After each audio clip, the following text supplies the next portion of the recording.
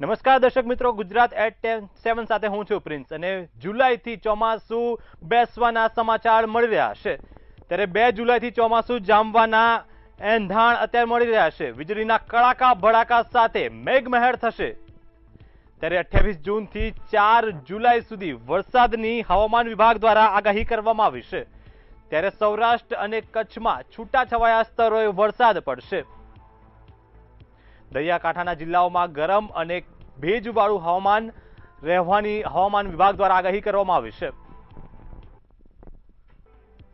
2 જુલાઈથી ચોમાસું જામવાના એંધાણ અત્યારે જોવા મળી રહ્યા છે. ત્યારે વીજળીના કડાકા અને ભડાકા સાથે મેઘમહેર થશે. 28 જૂનથી 4 જુલાઈ સુધી વરસાદની આગાહી કરવામાં આવી છે.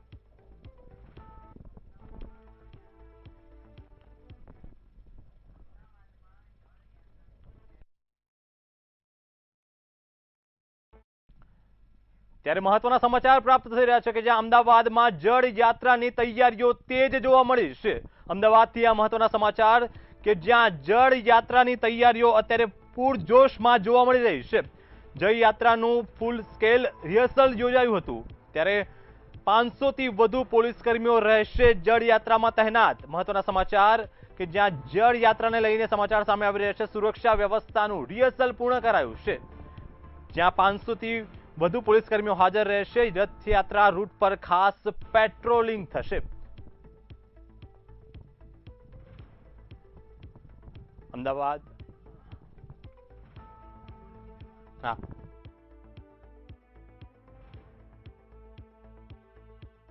ફૂલ સ્કેલ રિહર્સલ કરવામાં આવ્યું છે. જ્યારે 500થી વધુ પોલીસ કર્મીઓ રહેશે તૈનાત. મહત્વના સમાચાર અમદાવાદમાં યોજાનારી જળ યાત્રાને લઈને કે જ્યાં સુરક્ષા વ્યવસ્થાનું પણ રિહર્સલ પૂર્ણ કરાયું છે. ત્યારે ડ્રોન અને સીસીટીવીથી પણ બાજ નજર રાખવામાં આવશે. 500થી વધુ પોલીસ કર્મીઓ તૈનાત રહેશે જ્યાં રિહર્સલ પૂર્ણ થયું છે. ત્યારે અમદાવાદ જળ યાત્રાની તૈયારીઓ અત્યારે પૂરજોશમાં જોવા મળી રહી છે. ભગવાન જગન્નાથજીની જે જળ યાત્રા છે એના માટે પોલીસ દ્વારા આજરોજ રિહર્સલ કરવામાં આવ્યા છે. એમાં પોલીસ અધિકારી અને કર્મચારી મળીને 500થી વધારે પોલીસ તૈનાત રહેશે અને રૂટ ઉપર બંદોબસ્ત રહેશે અને ફિક્સ પોઈન્ટ છે. એને સાથે સાથે ડ્રોન દ્વારા પણ બંદોબસ્ત અને પેટ્રોલિંગ કરવામાં આવનાર છે. રિવરફ્રન્ટ પર બેરિકેડિંગ સાથે પોલીસ દ્વારા બંદોબસ્ત કરવામાં આવશે અને આવતીકાલે જે જળયાત્રા છે એ વ્યવસ્થિત રીતે થાય એના માટે પોલીસ દ્વારા આયોજન કરવામાં આવ્યું છે.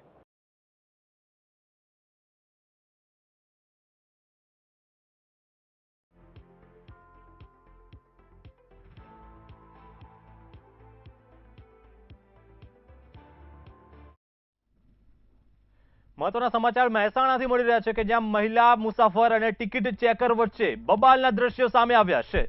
મહેસાણામાં મુસાફર અને મહિલા ટિકિટ ચેકર વચ્ચે બબાલ થઈ છે. ત્યારે રેલવે સ્ટેશન ઉપર મહિલા ટિકિટ ચેકર પણ સલામત નહીં. સુરક્ષાને લઈને અત્યારે અનેક સવાલો ઉભા થઈ રહ્યા છે. જ્યાં મહેસાણા રેલવે સ્ટેશનનો ચોંકાવનારો વિડીયો સામે આવ્યો છે. જ્યાં મહિલા ટિકિટ ચેકર અને મહિલા મુસાફર વચ્ચે બબાલના દ્રશ્યો સામે આવી રહ્યા છે. ત્યારે ટિકિટ ચેકર લક્ષ્મીસિંહ અને કાજલ રાય વચ્ચે બબાલ થઈ હતી. દંપતી સાથે ટિકિટ ચેકિંગ મામલે થઈ હતી બબાલ.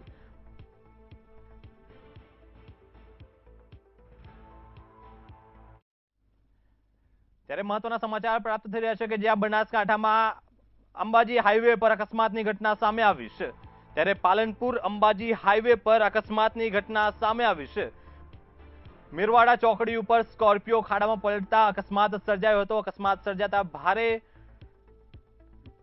માત્રામાં ભીડ જમા થઈ હતી. જ્યાં 2 લોકોને ઈજાઓ થતા હોસ્પિટલ ખસેડવામાં આવ્યા છે.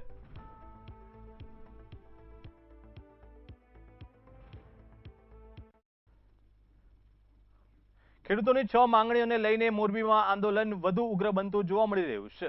સરકાર તરફથી ચર્ચા માટે અપાયેલા આમંત્રણનો ખેડૂતોએ સ્પષ્ટ ઇનકાર કર્યો છે. ખેડૂત આગેવાન નેહુલ અમૃતિયાએ જણાવ્યું કે માત્ર મૌખિક આશ્વાસન નહીં પરંતુ સરકાર પહેલા 6 માંગણીઓ અંગે લેખિતમાં પોતાનો અભિપ્રાય આપે. ખેડૂતોનું કહેવું છે કે અગાઉ પણ એસડીએમ સમક્ષ 6 માંગણીઓ રજૂ કરવામાં આવી હતી અને સરકારને લેખિત જવાબ આપવા જણાવ્યું હતું, પરંતુ હજુ સુધી કોઈ સ્પષ્ટતા કરવામાં આવી નથી.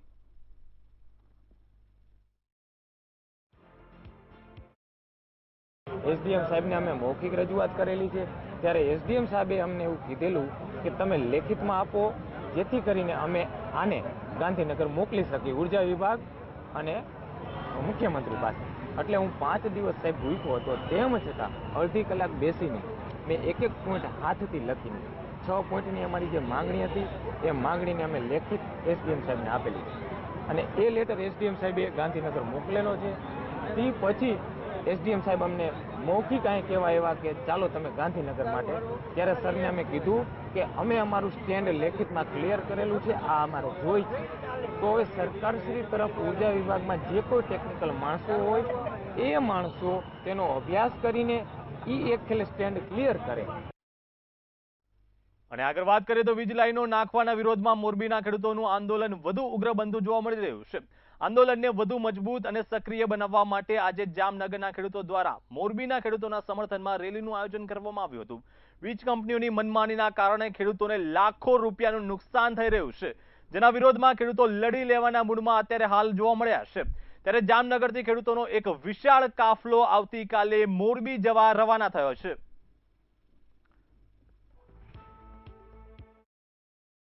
મોરબીના જેતપુર ખાતે જે અનશન આંદોલન ચાલુ છે એના સમર્થન માટે અમે જામનગર જિલ્લાના લગભગ પીડિત ગામો, પીડિત ખેડૂત પરિવાર ત્યાંના સમર્થન માટે જઈ રહ્યા છે. એના માટે અત્યારે અમે જામનગર જિલ્લાના જામનગર તાલુકાના ઠેબા ગામ, ઠેબા ચોકડી ઉપરથી આ રેલીનું અમે પ્રસ્થાન કરી છે.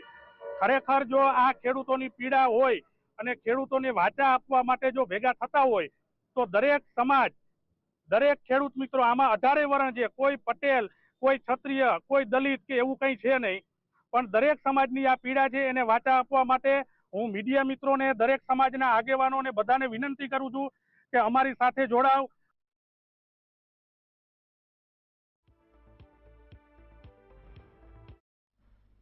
સાણંદ તાલુકાના ડણંગ ગામે ડ્રેનેજ લાઇનના વિરોધમાં ખેડૂતોનું આંદોલન 10મા દિવસે પણ યથાવત રહ્યું છે. ફળદ્રુપ જમીનમાંથી ડ્રેનેજ લાઇન પસાર કરવાના નિર્ણય સામે ખેડૂતો છેલ્લા 10 દિવસથી ખેતરોમાં જ રસોઈ બનાવી વિરોધ નોંધાવી રહ્યા છે. આ દરમિયાન સાણંદ બાવળાના ધારાસભ્ય કનુ પટેલ આંદોલનકારી ખેડૂતોની મુલાકાતે પહોંચ્યા હતા. તેમણે ખેડૂતોને સંપૂર્ણ સમર્થન આપવાની ખાતરી આપી છે.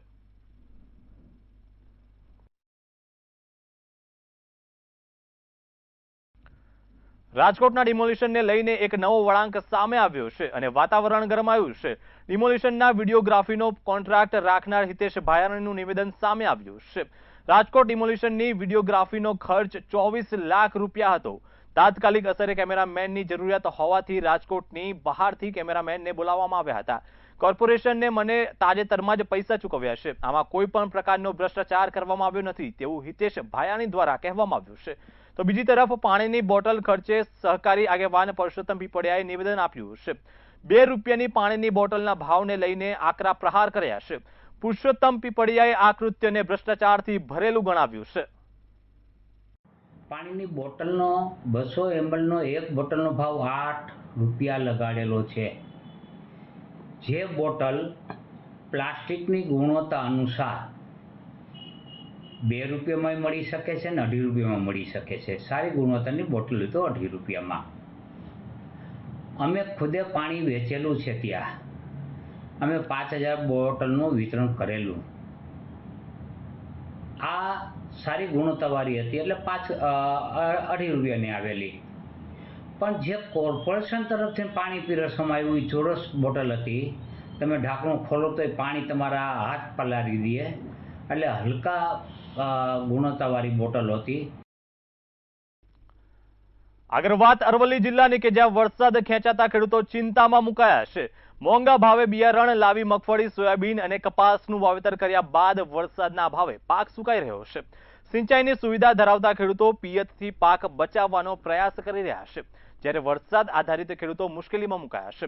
આગામી દિવસોમાં વરસાદ નહીં થાય તો નુકસાનીની ભીતિ વચ્ચે ખેડૂતો સરકાર પાસે સહાય અને પાણીની વ્યવસ્થાની માંગ કરી રહ્યા છે. ની આશાએ થોડો વરસાદ પડ્યો એની આશાએ હવે ચોમાસું ચાલુ થશે તો ખેડૂતોએ મોંઘા બિયારણો, મગફળી, સોયાબીન, અડદ, મકાઈ એવું બધું વાવેતર કર્યું છે, પણ આ પાક અત્યારે વરસાદને કારણે મુરઝાઈ રહ્યો છે અને ગોળિયા થઈને થોડું ફૂટીને બહાર દેખાય છે.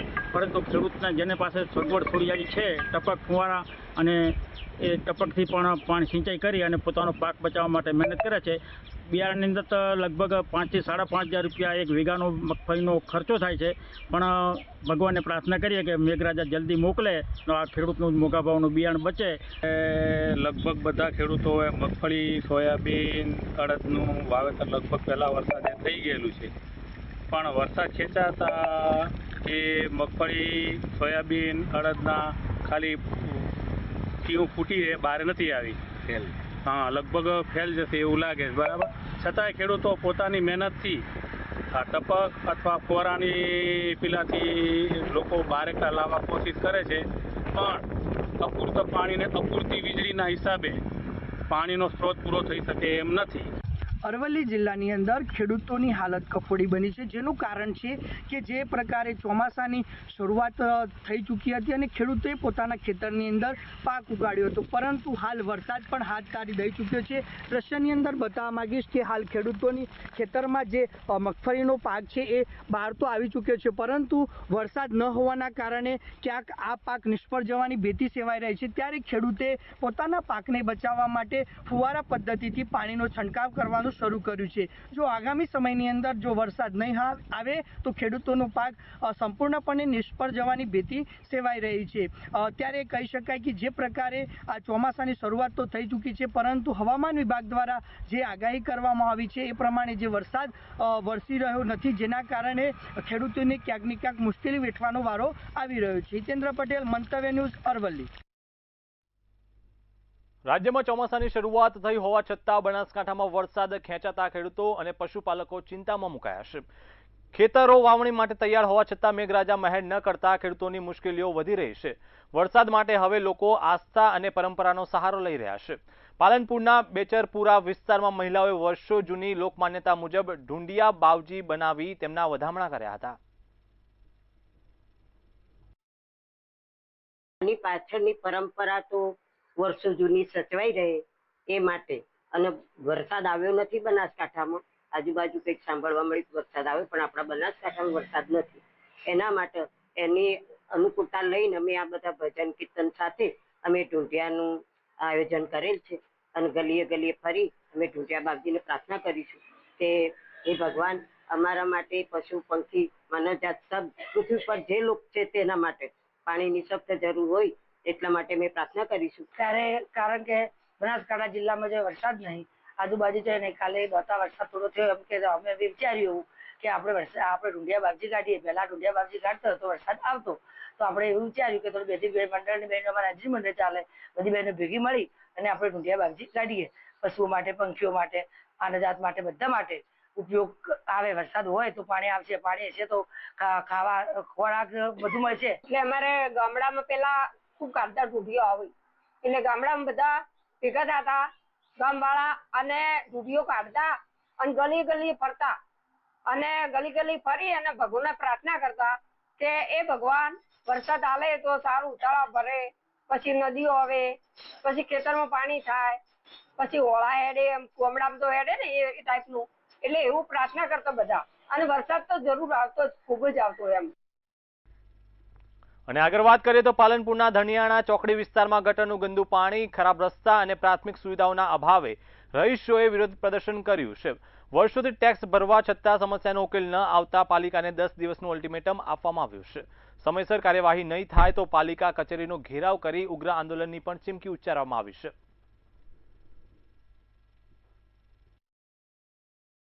એ બધી જ સોસાયટીઓનું ગટરનું પાણી છે એ અહીંયાથી આવી અને ઉભરાય અને આખો અમારો જે રોડ છે એ રોડ પેક થઈ જાય છે, અને એટલી ગંદકી થાય છે કે બાળકોને, જે શાળાએથી જતા આવતા બાળકોને પણ તકલીફ પડે છે, એક્ટિવા બાઇક ચાલકોને પણ ખૂબ તકલીફ પડે છે, અને એના કારણે, ગંદકીના કારણે રોગચાળો પણ ફેલાય છે. ઘણા બધા નાના બાળકો બીમાર પણ પડ્યા છે. મેન અમારે જે પ્રોબ્લેમ છે એ રોડનો છે, એના પછી બીજા નંબરે ગટર લાઈન. આ બંને પ્રોબ્લેમ માટે અમે આગળ રજૂઆત પણ નગરપાલિકામાં કરી છે, પણ નગરપાલિકા કામ ચલાવ કામ કરે છે. ગંદકી દૂર કરો, રોડ રસ્તા બનાવો, પાકી ગટર આપો અને પાણી ચોમાસાનું પાણી જે ભરાય છે ને એ પાણી ભરાતું બંધ કરાવો. હા, રજૂઆત કરી છે. નગરપાલિકામાં ઘણી વખત રજૂઆત કરીએ, કોઈ પ્રશ્નનું નિરાકરણ લાવ્યા નથી. બધી સોસાયટીનું પાણી આ ગાંધીજી ત્યાં માર્ગે આંદોલન કરવાની અમારી તૈયારી છે. એ બહારની ગટર લાઈનોમાં પાણીનો ખૂબ જ ગટરનું પાણી બહાર ઉભરાય છે. બહાર ઉભરાય એટલે અમારી અમૃત વિલાસ સોસાયટીના ગેટ આગળ નીકળે છે અને છેડ લાભથી મોડી અને જે જનતાનગરનો રસ્તો આખો બ્લોક થઈ જાય છે. એટલે અમારે ત્યાં ચાલવાનું, બાળકોને સ્કૂલે જવાનું બહુ મુશ્કેલી પડે છે. કોઈ સાધનવાળા પણ આવી શકતા નથી, કોઈ વૃદ્ધ માણસો પણ જાય તો ચાલવામાં તકલીફ પડે છે. તો સત્વરે તાત્કાલિક નગરપાલિકાને જાણ કરીએ કે નિકાલ કરે. અમે વારંવાર રજૂઆત કરી છે, લેખિતમાં મૌખિકમાં. રસ્તાઓ પણ ખરાબ છે, એ રસ્તાઓની પણ વારંવાર કે ભાઈ ખરાબ રસ્તાઓ છે તો રોડ અમને પાકા રોડ કરી આપે.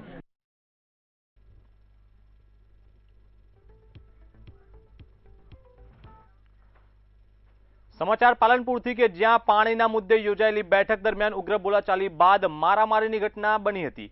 આ દરમિયાન એક યુવક પર ધારદાર હથિયારથી હુમલો થતા તેના માથાના ભાગે ગંભીર ઈજાઓ પહોંચી હતી અને તેને સારવાર માટે હોસ્પિટલમાં ખસેડવામાં આવ્યો છે. પીડિતે જાનથી મારી નાખવાની ધમકીનો પણ આક્ષેપ કર્યો છે. સમગ્ર મામલે પોલીસે ગુનો નોંધી વધુ તપાસ હાથ ધરી છે. અમારા સોસાયટીના અંદર પાણીનો પ્રશ્ન હતો, એ બાબતે મિટિંગ હતી. બધા મિટિંગમાં સોસાયટીના બધા ભેગા થયા હતા. બધા ઘણી વાતચીત કરતા હતા અને ભાઈ ઉપરથી દારૂ પીને પી લીધેલો હતો અને ઉપર ગાળો બોલાવતો વાદળો બધાને. એટલે ભાઈ તું ગાળું બરાબર, જેવો નીચાઈને વાત કર. નીચે આવ્યો ફૂલ રેડી હતો અને આવ્યો મને એવું લાગે કે તમે જાનથી માર નાખીશ એમ કરીને સીધી મને પાઇપ મારી દીધી માથાને. અને પાઇપ મારીને પછી બીજી વાર મારવા ગયો પછી હું પડી ગયો ત્યાં એટલે પછી ભાગી ગયો ત્યાં. નર્મદાના સ્ટેચ્યુ ઓફ યુનિટી નજીક નિયમોનું ઉલ્લંઘન કરી બનાવેલા 5 મકાનો સામે તંત્રે ડિમોલિશનની કાર્યવાહી હાથ ધરી છે. ઉચ્ચ અધિકારીઓના મકાનો સહિતના ગેરકાયદેસર બાંધકામોને બુલડોઝરથી તોડી પાડવામાં આવ્યા હતા. શરતોના ભંગ બદલ થયેલી આ કાર્યવાહી દરમિયાન કોઈ વિરોધ નોંધાયો નથી.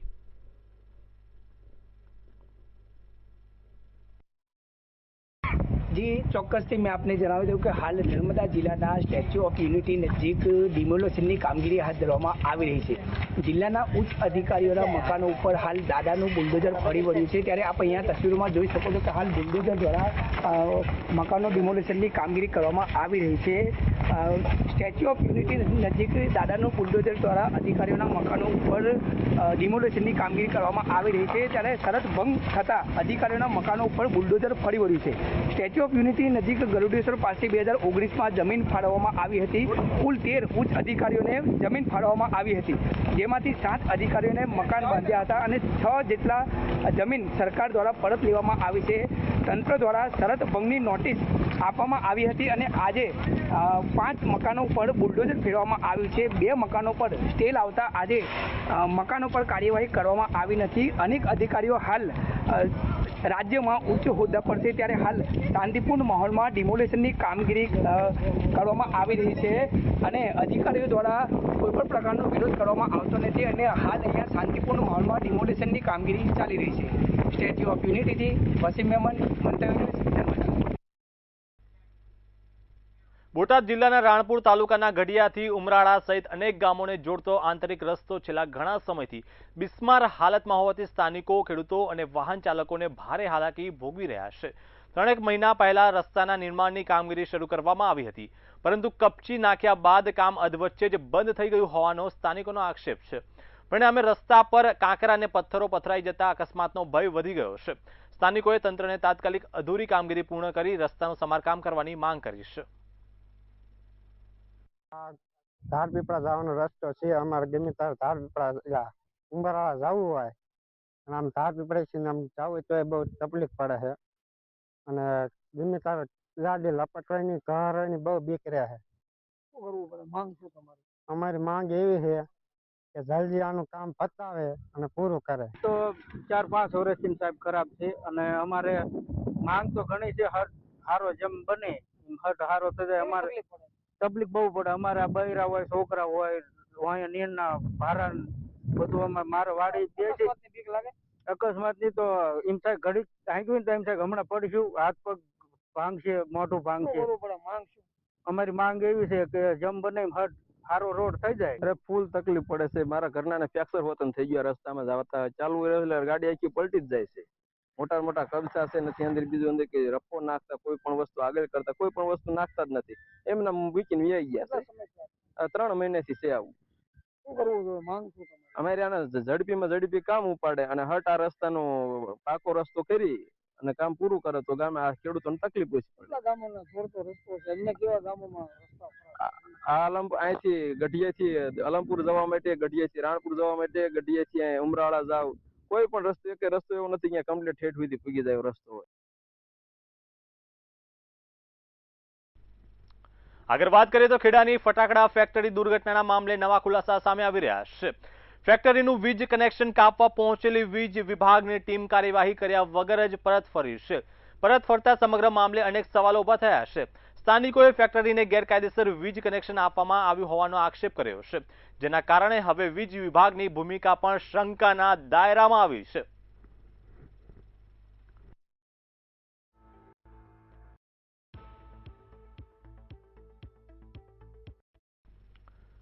મોરબીના સાહિલ માજોઠી રશિયા અભ્યાસ માટે ગયા હતા. આ દરમિયાન તેઓ એક કેસમાં ફસાયા હોવાનું સામે આવ્યું છે. ત્યારબાદ કેસમાંથી મુક્તિ આપવાની લાલચ આપી તેમને યુક્રેન સામે યુદ્ધ લડવા માટે મોકલવામાં આવ્યા હોવાના આક્ષેપ કરવામાં આવ્યા છે. સાહિલ દ્વારા યુક્રેનમાંથી અનેક વિડીયો પણ જાહેર કરવામાં આવ્યા છે, જેમાં તેમણે ભારત સરકારને સુરક્ષિત રીતે વતન પરત લાવવા અપીલ કરી છે.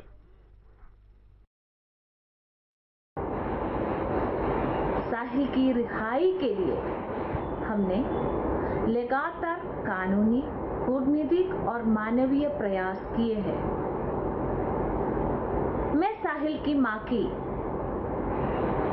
अधिकृत पावर ऑफ अटॉर्नी होल्डर और उनकी अधिवक्ता के रूप में कार्य कर रही हूँ. इसी क्रम में हमारी लॉ फर्म द्वारा यूक्रेन के मानवाधिकार आयोग के नाम एक विशुद्ध मानवीय अपील तैयार की गई. उस अपील में हमने स्पष्ट किया है कि साहिल रूस सिर्फ उच्च शिक्षा के उद्देश्य से गए थे, लेकिन प्रतिकूल परिस्थितियों और सांपत्तिक कठिनाइयों के कारण घटनाओं की एक श्रृंखला में फंस गए. ગુજરાત એટ 7 માં અત્યારે ફક્ત આટલું જ. વધુ સમાચાર અને અપડેટ માટે જોતા રહો મંતવ્ય ન્યૂઝ. મને આપશો રજા. નમસ્કાર.